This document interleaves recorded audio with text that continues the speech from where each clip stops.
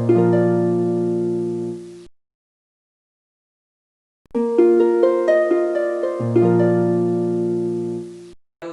मैं दीपेन सिंह ठाकुर हमारे YouTube channel GS with Sanjay पर आप सभी का स्वागत करता हूं। और आज इस वीडियो में हम चर्चा करेंगे इंग्लिश कॉम्पिटिटिव ग्रामर के बारे में और इंग्लिश ग्रामर हमारे एग्जाम के लिए एग्जाम पॉइंट ऑफ व्यू से कितनी ज़रूरी है और इंग्लिश ग्रामर किन किन एग्जाम के लिए ज़रूरी है। तो आइए चलिए जान लेते हैं। अभी आप सभी लोगों को पता होगा कि अभी जेल पहरी का एग्ज़ाम फॉर्म भरे जा रहे हैं, तो कुछ दिन बाद इसका एग्ज़ाम होगा जिसमें 20 नंबर की इंग्लिश आनी है। उसके बाद आपको MPSI में भी इंग्लिश आती है, SSC में भी इंग्लिश आती है, बैंक में भी इंग्लिश आती है और अदर कॉम्पिटिटिव एग्जाम में भी इंग्लिश आती है।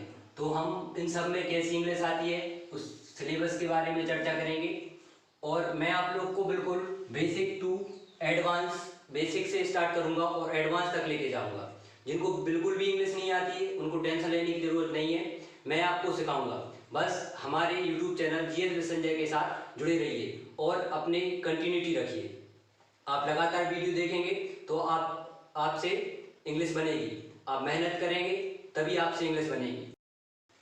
चलिए पहले जान लेते हैं कि स्पोकन इंग्लिश और कॉम्पिटिटिव इंग्लिश ग्रामर में क्या अंतर है। तो इन दोनों में बहुत डिफरेंस है, क्योंकि जब आपको इंग्लिश ग्रामर आती होगी तभी आपसे क्या बनेगी, इंग्लिश बनेगी। लेकिन जब हम लोग स्पोकन इंग्लिश बोलते हैं तो उसमें कुछ ग्रामेटिकल एरर बोल देते हैं जो लोग ध्यान नहीं देते। चलिए जैसे मैं एक सेंटेंस लिखता हूं, जैसे मैंने लिखा he is greater than me. तो इस सेंटेंस में बताइए आप एरर कहाँ है, आपको कहीं दिख रहा है कि एरर है? ऐसा हम he is greater than me ऐसा हम स्पोकन में बोलते हैं, लेकिन इसमें ग्रामेटिकल एरर है। कहाँ एरर है? मी में एरर है। मी की जगह, मी की प्लेस पर क्या आएगा आपका? आई आएगा। क्यों आएगा? क्योंकि मतलब इंग्लिश ग्रामर में एक रूल होता है कि जब सब्जेक्ट का कंपैरिजन सब्जेक्ट से हो तो दोनों केस में ऑब्जेक्ट के स्थान पे भी क्या आता है आपका? सब्जेक्टिव केस आता है। लेकिन स्पोकन इंग्लिश में क्या बोल देते हैं? He is greater than me. ये देखने में और सुनने में अच्छा लगता है, लेकिन इसमें क्या होता है? ग्रामेटिकल एरर होता है। और जैसे हम लोग बोलते हैं, जैसे मैंने एक सेंटेंस, आप जैसे अपना इंट्रो देते हैं तो उसमें बोलते हैं माई सेल्फ दीपेन सिंह ठाकुर। ठीक है, तो ये क्या है आपका? ये पूरा सेंटेंस ही गलत है, पूरा सेंटेंस ही गलत है। ना इसमें आप वर्ब का यूज कर रहे हैं, कुछ नहीं कर रहे हैं, सिर्फ हम लोग क्या बोल देते हैं? माई सेल्फ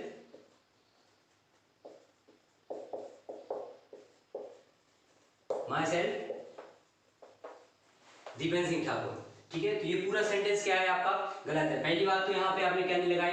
कोई वर्ब नहीं लगाई। तो स्पोकन में ऐसे बहुत सारे एरर होते हैं और इसमें एरर क्या है? इसमें एरर ये है कि कभी भी रिफ्लेक्सिव प्रोनाउन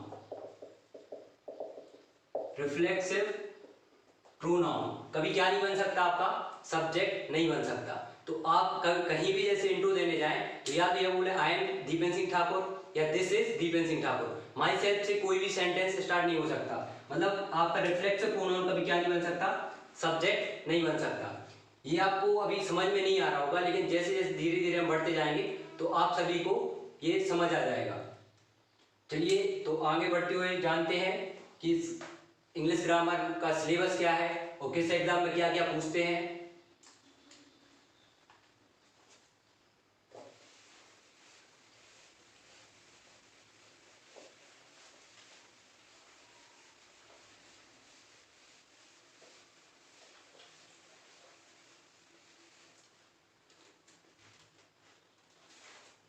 सिलेबस से पहले थोड़ी सी इंग्लिश की शुरुआत कैसे होती है उसके बारे में जान लेते हैं। सबसे पहले आप सभी को पता है ये क्या है? लेटर। और बहुत सारे लेटर मिलके क्या बनते हैं? बहुत सारे जब लेटर मिलते हैं तो क्या बनते हैं? वर्ड बनते हैं। ठीक है, बहुत सारे वर्ड मिलकर क्या बनते हैं आपके? एक सेंटेंस का रूप ले लेते हैं। और सेंटेंस का स्ट्रक्चर क्या होता है, इसमें कौन कौन से एलिमेंट होते हैं? तो एक कंप्लीट सेंटेंस में आपका क्या रहेगा? सब्जेक्ट रहेगा, प्लस आपकी क्या रहेगी? वर्ब रहेगी, प्लस आपका क्या रहेगा? ऑब्जेक्ट रहेगा। एंड आपका अदर वर्ड रहेगा। अगर आपको सिर्फ आप ये सेंटेंस समझ गए कि सब्जेक्ट क्या होता है, वर्ब क्या होती है, ऑब्जेक्ट क्या होता है और अदर वर्ड क्या होते हैं, तो आपसे मतलब आप ये जान लो कि आपको पूरी इंग्लिश आती है। इतने में पूरी इंग्लिश क्या हो जाती है आपकी, खत्म हो जाती है। अगर आपको सिर्फ इस सेंटेंस ये सेंटेंस बनता है, आपको सब्जेक्ट के बारे में पता है, वर्ब के बारे में पता है, ऑब्जेक्ट के बारे में पता है और अदर वर्ड के बारे में पता है, तो आपसे सारी इंग्लिश बन जाएगी। और आगे हम वीडियो में आगे आगे क्लासेस में इन सब पर चर्चा करेंगे। और मैं प्रॉमिस करता हूँ कि अगर आप कंटिन्यूटी रखेंगे तो आपसे सब बनेगा। और साथ में मेहनत करते रहिए। चलिए चलिए आइए जानते हैं कि इंग्लिश के सिलेबस के बारे में। तो सिलेबस की शुरुआत कहाँ से होती है, तो आप सभी ने पहले पढ़ा होगा, क्या स्कूल में पढ़ा होगा आपने, क्या पार्ट ऑफ स्पीच। इसमें कितने पार्ट होते हैं, क्या होता है, तो पार्ट ऑफ स्पीच में कितने पार्ट होते हैं आपके, 8 पार्ट होते हैं। कौन कौन से होते हैं, सबसे पहले क्या होता है आपका नाउन, दूसरा क्या होता है आपका प्रोनाउन, तीसरा आपका क्या होता है एडजेक्टिव, चौथा कौन सा होता है आपका एडवर्ब, पांचवा क्या होता है आपका वर्ब, छठवा क्या होता है आपका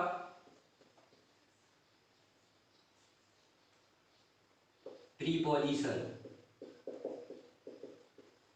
एंड सातवां क्या होता है आपका कंजक्शन, और आठवां क्या होता है आपका इंटरजेक्शन। ठीक है, हम इन सब के बारे में एक एक कर चर्चा करेंगे, लेकिन सभी ये क्या है, इंटरकनेक्टेड है या इंटरलिंक है। जब आपको नाउन के बारे में पता होगा अच्छे से, जब आपको नाउन के बारे में पता होगा तभी आपसे क्या बनेगा, प्रोनाउन बनेगा। जब आपको नाउन और प्रोनाउन के बारे में पता होगा तभी आपसे क्या बनेगा, एडजेक्टिव बनेगा। और जब एडजेक्टिव के बारे में आपको पता होगा तभी क्या बनेगा, आपसे एडवर्ब बनेगा। तो हम इन सब के बारे में चर्चा करेंगे। तो ये हो गया आपका क्या, पार्ट ऑफ स्पीच। और इसके अलावा और क्या आता है English English competitive English grammar में, चलिए उसके बारे में जान लेते हैं। पार्ट ऑफ स्पीच के अलावा और क्या आता है हमारे कॉम्पिटिटिव इंग्लिश ग्रामर में, तो उसके अलावा आपको क्या मिलेगा, सबसे पहले तो क्या मिलेगा आपको आर्टिकल, दूसरा क्या मिलेगा आपको टेंस, तीसरा क्या मिलेगा आपको मॉडल, चौथा क्या मिलेगा आपको वॉइस, पांचवा क्या मिलेगा आपको नरेशन। ठीक है, और जैसे इंपॉर्टेंट टॉपिक के बारे में बात करें जो एग्जाम में सबसे ज्यादा पूछे जाते हैं, तो वो क्या है आपका, जैसे जेल पहरी की बात करें, जेल पहरी या एमपीएसआई की बात करें, तो उनमें सबसे ज्यादा फिल इन द ब्लैंक्स पूछे जाते हैं, कॉमन एरर पूछे जाते हैं। तो उनमें सबसे ज्यादा वो क्या पूछते हैं, या तो आपसे आर्टिकल पूछेंगे, ठीक है, या आपसे क्या पूछेंगे प्रीपोजिशन पूछेंगे, ठीक है, या आपसे क्या पूछेंगे वो मॉडल पूछेंगे। फिल इन द ब्लैंक्स में या तो आर्टिकल, प्रीपोजिशन या मॉडल या प्रीफिक्स, ये सब पूछते हैं। सबसे मोस्ट इंपोर्टेंट कौन से हैं, अगर एमपीएसआई और जेल पहरी के पॉइंट ऑफ व्यू से बात करें तो आपका आर्टिकल, प्रीपोजिशन और मॉडल और प्रीफिक्स हो गया। ठीक है, और बाकी तो सारे इंपॉर्टेंट है लेकिन ज़्यादा ये पूछे जाते हैं। और आपका क्या हो गया, टेंस हो गया। मैंने जेल पहरी के पुराने वो सॉल्व पेपर देखे हैं जिनमें नरेशन मुझे कहीं नहीं मिला, ना नरेशन मिला ना कहीं वॉइस मिला, लेकिन एसआई में आपको नरेशन भी मिलेगा और वॉइस भी मिलेगा। और इसके अलावा सिलेबस में क्या क्या आता है, ये तो हो गई ग्रामर पर चर्चा। इसके अलावा क्या क्या पूछा जाता है, वोकैबुलरी,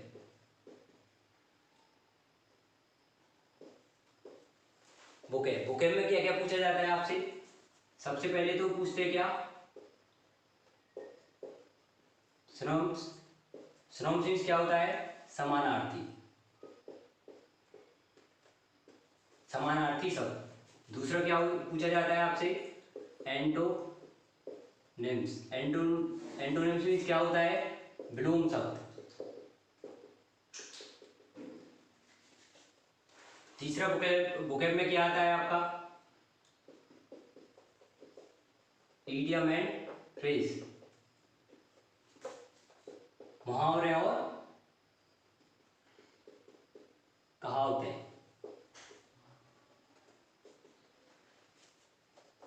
चौथे नंबर पर क्या आता है आपका? One word substitution.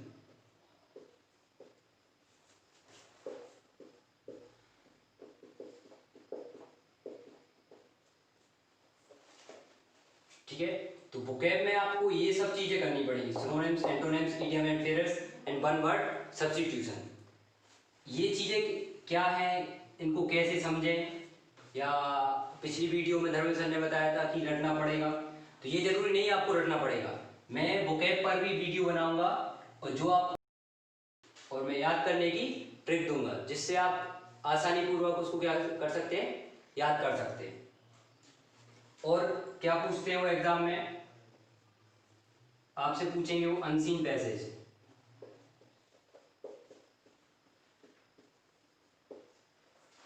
Unseen passage. और क्या पूछेंगे आपसे वो? PQRS, या इस PQRS को क्या बोलते हैं? Sentence arrangement. इतना आपका क्या है, सिलेबस है। ग्रामर से आपको वो फिल इन द ब्लैंक्स पूछ लेंगे या कॉमन एरर पूछ लेंगे। और वोकैब भी बहुत इंपॉर्टेंट है। वोकैब अगर आपको आती है तो आप इंग्लिश भी बोल पाएंगे और साथ में क्या, कोई भी कॉम्पिटिटिव एग्जाम क्रैक कर पाएंगे। तो ये था आपका सिलेबस। चलिए आज इस वीडियो में थोड़ा सा और जान लेते हैं किसके बारे में, नाउन के बारे में, कि नाउन होता क्या है। चलिए आइए तो जान लेते हैं, एक छोटा सा टॉपिक है क्या, नाउन। नाउन के ऊपर हम थोड़ा सा क्या कर लेते हैं, डिस्कस कर लेते हैं। तो जैसा कि आप सभी को इसकी डेफिनेशन पता होगी, सभी ने पढ़ा होगा कि noun is the name of person, place, things etcetera. तो आपको ये डेफिनेशन रटनी नहीं है, आप रटने का काम नहीं है, क्योंकि आप क्या कर रहे हैं, कॉम्पिटिटिव एग्जाम की तैयारी कर रहे हैं। तो आपको नाउन होता क्या है उसको दिमाग में उतारना है कि क्या चीज नाउन होती है और क्या चीज नाउन नहीं होती है। तो आपने सभी ने पढ़ी होगी ये डेफिनेशन, क्या, noun is the name of person, place,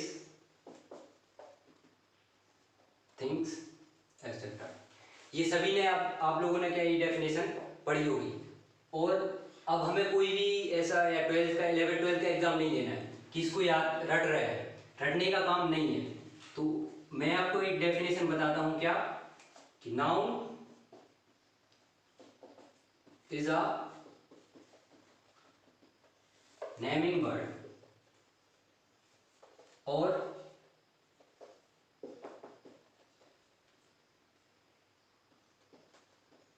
all names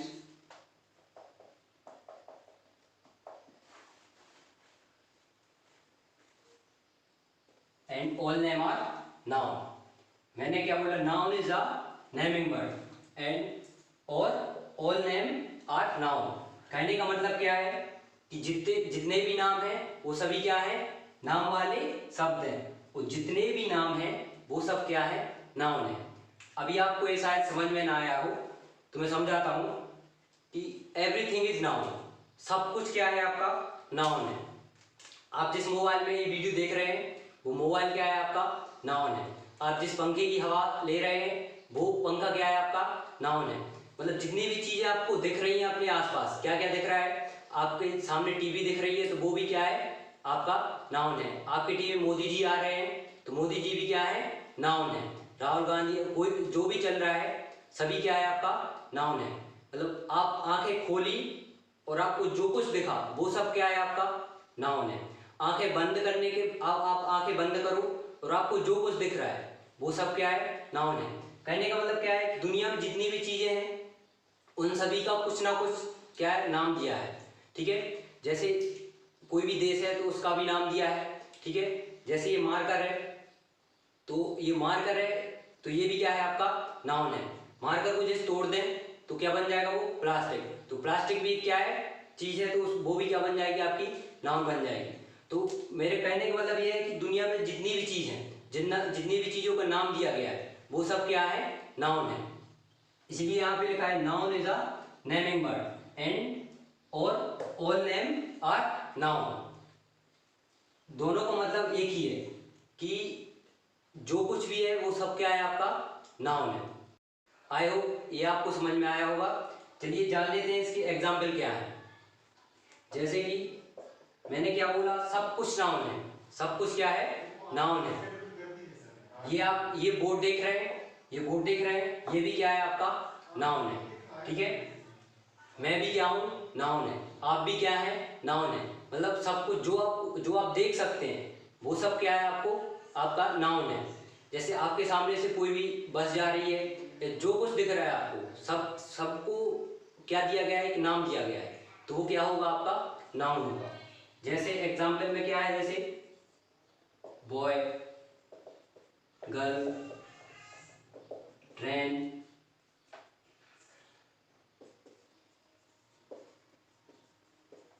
Radhe माँ, ये सब क्या है, आपके नाउन है। तो ये आपको समझ आया होगा कि नाउन होता क्या है। इसकी एक सिंपल सी डेफिनेशन है और वो दिमाग में उतार लेना क्या, कि सब कुछ क्या है, आपका नाउन है। चलिए अब इसके थोड़े से क्या पढ़ लेते हैं, अपन टाइप पढ़ लेते हैं कि नाउन कितने प्रकार का होता है।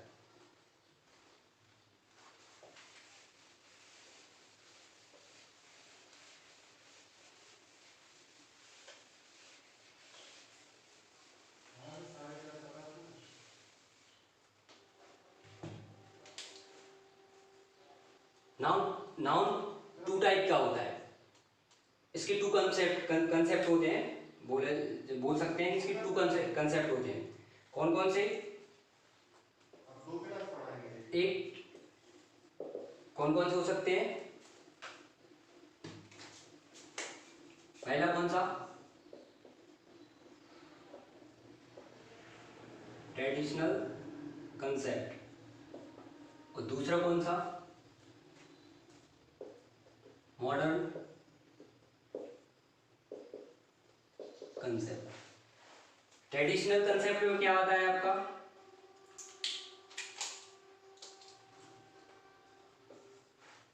नाउन, ये दोनों में क्या है, आपका नाउन की टाइप है। लेकिन ट्रेडिशनल कंसेप्ट में हम पूरे नाउन की टाइप पढ़ेंगे, लेकिन मॉडर्न कंसेप्ट में क्या पढ़ेंगे, क्या जरूरी है एग्जाम के पॉइंट ऑफ व्यू से, वो पढ़ेंगे। तो सबसे पहले ट्रेडिशनल कंसेप्ट में क्या आता है, आपका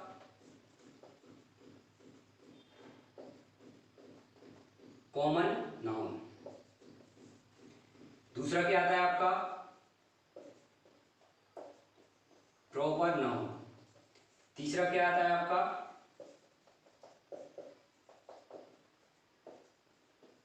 मटेरियल नाउन। चौथा क्या आता है, आपका कलेक्टिव नाउन। एंड पांचवा क्या आता है, आपका abstract noun. Common noun means क्या होता है, आपका जातिवाचक। प्रॉपर नाउन मतलब व्यक्तिवाचक। मटेरियल नाउन मतलब पदार्थवाचक। कलेक्टिव नाउन मीन्स क्या होता है, अपना समूहवाचक। और एब्स्ट्रैक्ट नाउन मतलब क्या होता है, आपका भाववाचक। ये सब आपने पहले पढ़ा होगा।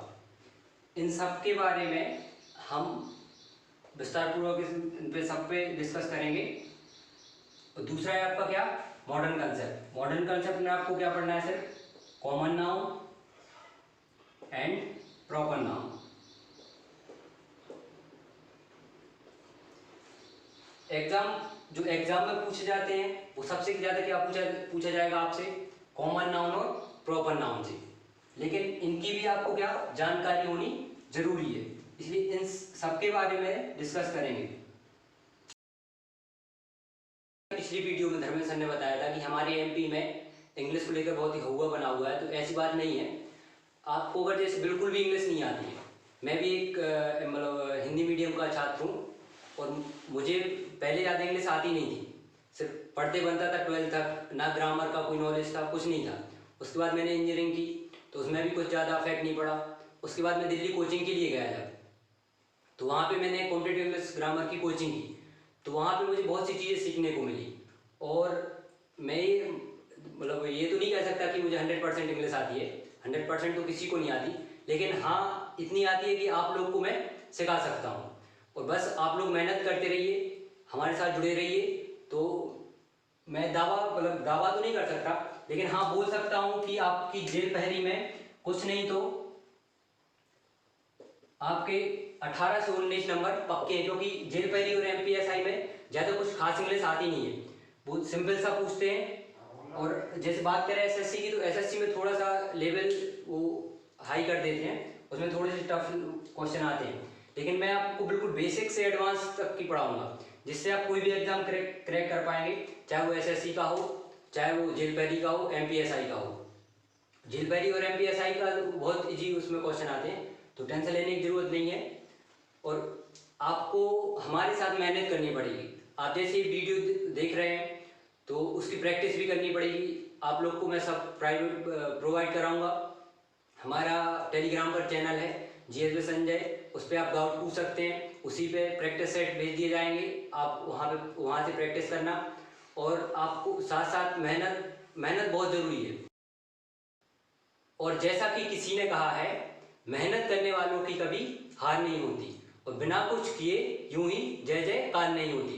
तो इसलिए आपको मेहनत करनी पड़ेगी, जिससे आप इंग्लिश सीख पाएंगे। और आप हमारे साथ जुड़े रहिए, आगे इंग्लिश की रेगुलर वीडियो आएंगी। ये इंग्लिश का फुल बैच है, जिसमें आप कुछ भी नहीं छूटेगा, आपको सब पूरा सिलेबस कंप्लीट कराया जाएगा। और बाकी सब्जेक्ट की कुछ ही दिनों में आने वाली है। तो बस आपसे निवेदन है कि आप हमारी YouTube channel GS with Sanjay के साथ जुड़े रहिए। Thank you.